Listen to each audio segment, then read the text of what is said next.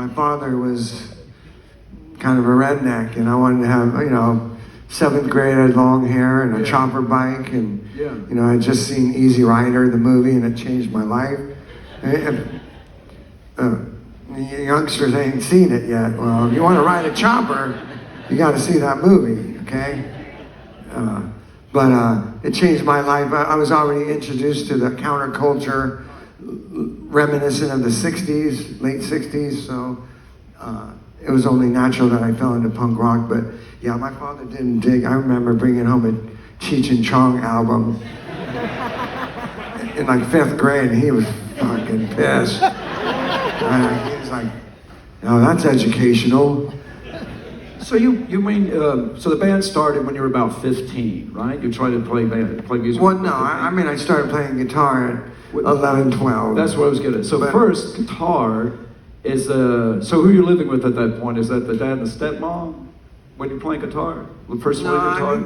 I think my parents were still together at that point, yeah. So you've got obviously you're feeling a connection to music from the stuff that's played in the house, but what possessed you to even want to play guitar?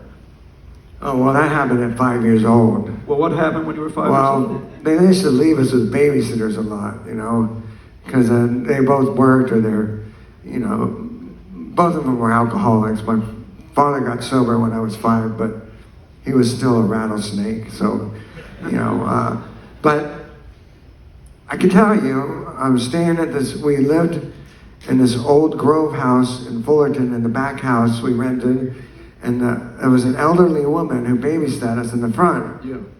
She had all these spare bedrooms, and in one of the spare bedrooms there was a radio, and then on the walls was all this religious, like, nudity. I mean, like, you know, for a 5-year-old kid, you know, you're like, even, you know, Christ on the cross, you know, it's sexual. It's kind of, and all the breasts and the, you know, showing flesh.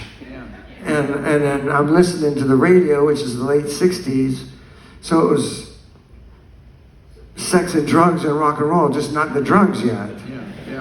I'm like, oh, this is fantastic. This is awesome, yeah. I want to live this.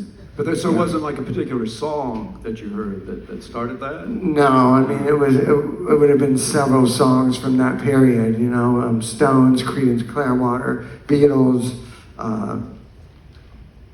you know, even some of that 50s doo-wop stuff, and yeah.